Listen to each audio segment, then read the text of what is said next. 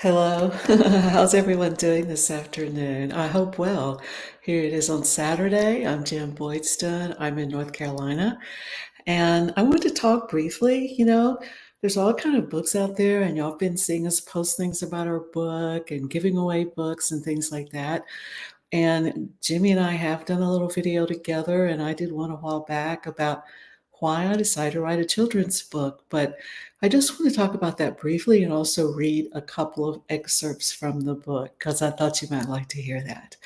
So I worked as an environmental scientist. Those of you who know me certainly know that already. And I did that for 24, 25 years. And then I was a researcher in Southern Illinois, working on coal desulfurization and microbial processes and all that kind of stuff. So why would I write a children's book? Well, it's a kind of an interesting story. Um, when I retired, many of my friends that were at University Presbyterian Church in Baton Rouge, which is where I lived, were already volunteering in public school, different public schools around the city who needed someone to come in and read with a child. Maybe their reading skills weren't exactly what they should be. And so we were given a child to be able to spend a whole year with and to be able to sit down and read with them once or twice a week, whatever time you had, and spend that kind of one-on-one time with the child, which is, I learned, is so very important.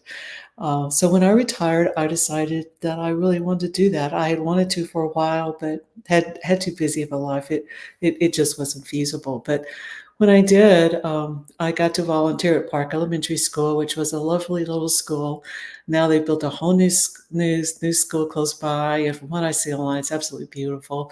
But the school reminded me of the school that I went to elementary school in. It was probably built in the 50s or the 60s, and it was an old-fashioned school, but it was had a great vibe there, and I didn't know what to expect. I'd never really been in the public school system. I didn't have children, and but when I went, it was great.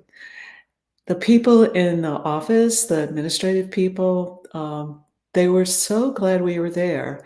I felt this kindness that they were emitting to us, and so I'd go in and sign in the office, and then I would get to go down and to meet the little girl, the little boy who I was reading with. I got to do it for 5 years, so I had a variety of students. But at first the child would be kind of shy, as it would make sense. They were typically either preschool or they were first or second grade. Usually by the third grade, they kind of had it. So um, it was wonderful. The first child I got was a little girl, and she was in first grade. And she was a delight. Very, very shy at first, and wasn't so sure, what she thought about me.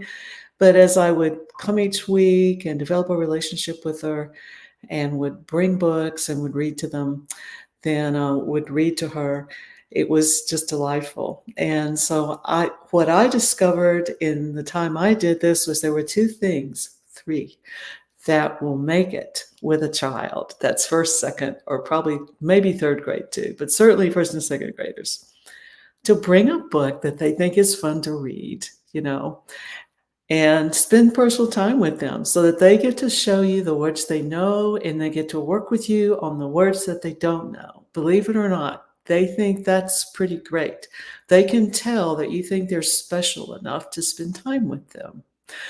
The other thing they think is really great is if I bring them some shoelaces that don't come undone. I never was with a child that when I got them from their classroom and walked to where we were going to read together, that had their shoelaces tied. I don't think it ever happened. And so the first thing we would do when we would sit down is I would say, "Don't you think maybe we should tie your shoelaces?" "Yeah, yeah, yeah. They come undone all the time."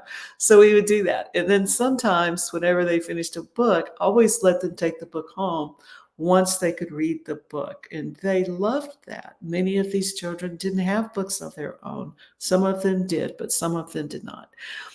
And then the third thing, and this is probably the most important, it should have been number one, is to bring stickers. I learned that children love stickers. And the little boys, while I was reading, I would make the mistake of putting the stickers out because they knew they were going to get some stickers when we were finished. And they would start putting them on their hands, and then they would put them on my hands, and then they'd put them on their nose. It was great. So it was three things I learned. There were probably more, but those are the three that stick out. Spending time with them so that we can read a book together and they can learn new words and they can take the book home when they're finished. Shoelaces, they love shoelaces. And I eventually found some that you didn't really, have to tie. They just kind of whirled around. And so I would give them sometime.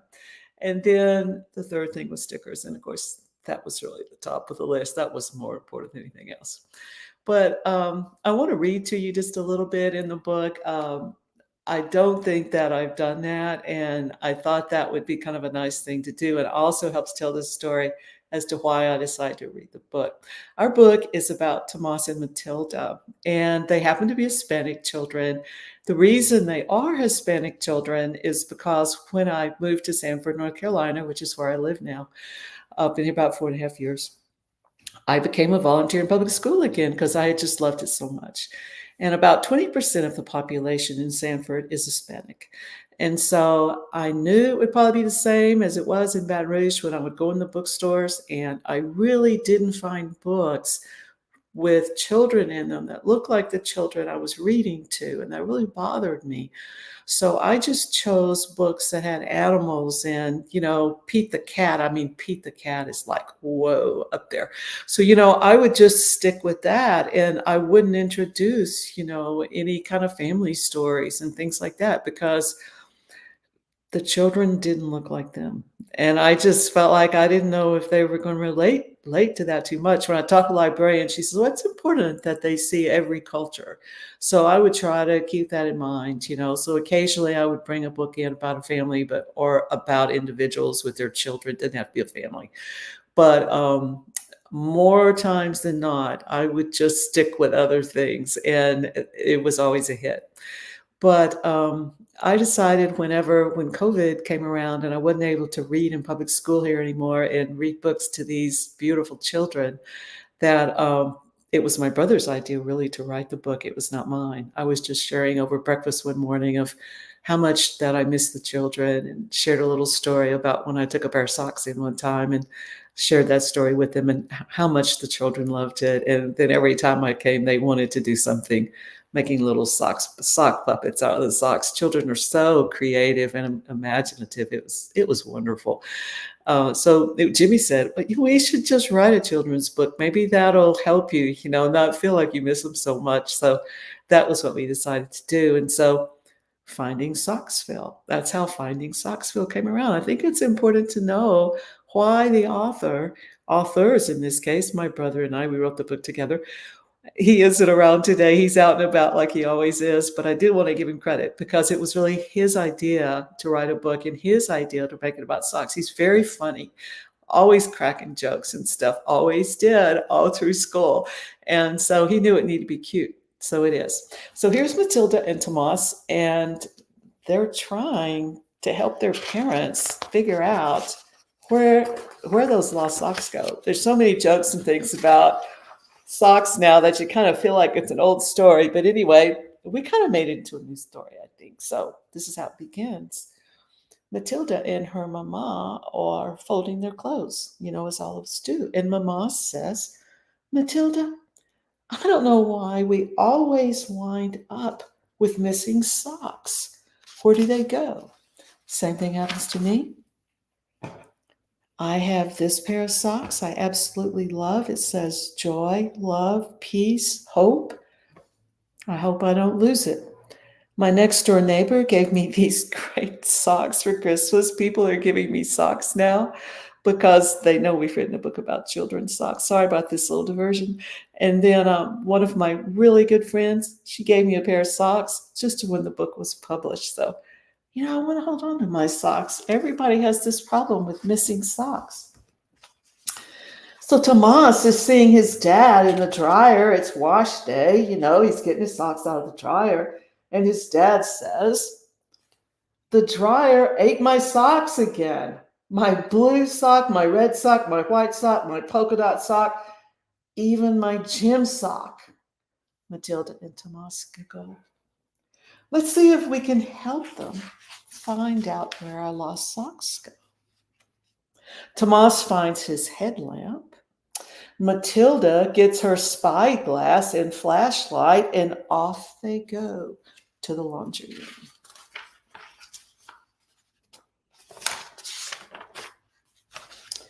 They open the dryer door, they look inside, and with Matilda's flashlight, they see part of a sock. Look, part of Dad's red sock is stuck. Tomas leans into the dryer to help Matilda and pulls on the sock. He pulls and pulls, but it will not come loose. Matilda leans in to help Tomas, pulling harder and harder, but suddenly they begin to be pulled inside and start tumbling and rolling and tumbling faster and faster until they fall through the dryer. When they stand up, to their surprise, they're in a town. And there's these single socks walking all around, wondering how they got there. I think the socks know how they got there. They wonder how Matilda and Tomas got there. As they look around, they see socks everywhere. Blue socks, red socks, white socks, striped socks, and gym socks. They hear yelling and cheering and run to find out what is going on. To their surprise, they see a large crowd of socks watching a baseball game. All the Red Sox are sitting in the bleachers on one side of the field. The White Sox are sitting in bleachers on the other side of the field, cheering for their team. Tomas yells, "There are two of Dad's socks eating hot dogs and enjoying the game." Goodness. "Tomas, I hear music. Let's go see where it's coming from," Matilda says. They walk down the street. The Sox have their hats on. They've got their sunglasses. They're sitting at cafes, having lattes along the street, chit-chatting about what's going on in a Sox world. Tomas and Matilda follow the sound of the music and find Sox all dancing at a sock hop. A polka dot sock is singing with a band, while socks of all colors and sizes are dancing together. "Look," cries Matilda, "there are two more of Dad's socks singing and dancing. They're having such a good time. How will we ever get them to come home?" Tomas hears loud laughter down the street, so they run downstairs and outside just in time to see Socks running past them. "It's a race," Tomas says. "Look, the gym socks are racing down the street. Those are Dad's socks." Socks line the street, yelling and cheering. "Run faster. Go. Run." Matilda says, "Dad's gym socks are running in the race and getting close to the finish line." A banner suspended high above the street reads, "Socksville Relay Race." Matilda says, "We are in Socksville."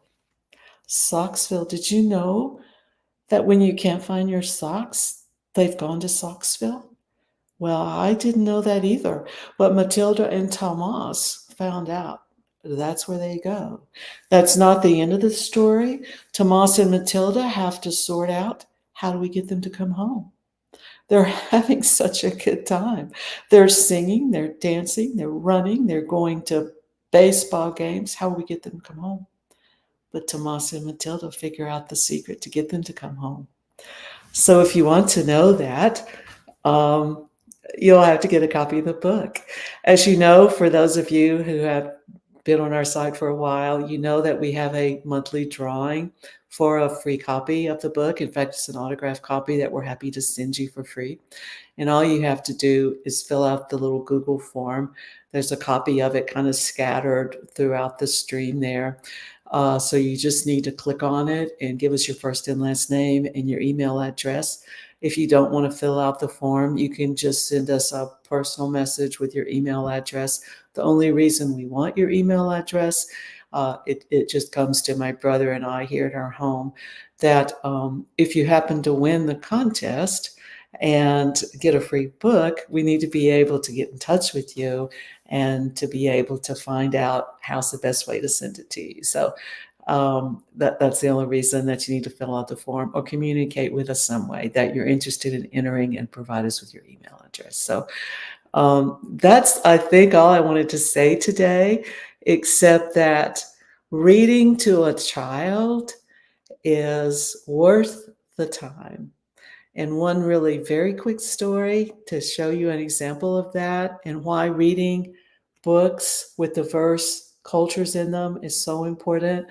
One of the first places that we were invited to read after our little book was published was at a coffee shop and a bookstore that's here in town, which of course we were very excited to do. And that there were children there, and it was great. And I noticed there was a little Hispanic girl there. She was precious. She was about 4 or 5 years old. Beautiful child, long, dark, beautiful hair, beautiful dark eyes, kind of shy. And, she kind of kept her distance. Her mother was down there with her that day. And so as I began to talk about the book, she was kind of engaged and listening, but kind of keeping her distance.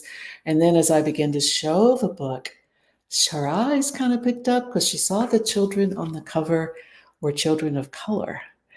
And that was of interest to her. And then as I began to read the book, and it was Tomas and Matilda, I didn't say anything about being Hispanic children, but she knew Tomas and Matilda, at least Tomas. Matilda was named Matilda because it's my brother's youngest granddaughter. That's kind of a neat thing. And he wanted to have some of his granddaughters in the book. But she realized these were children that looked like her. And she kept inching closer and closer to me. And by the time I finished reading the book, she was right at my knees and she was sitting like this. She was engaged with me. She saw herself.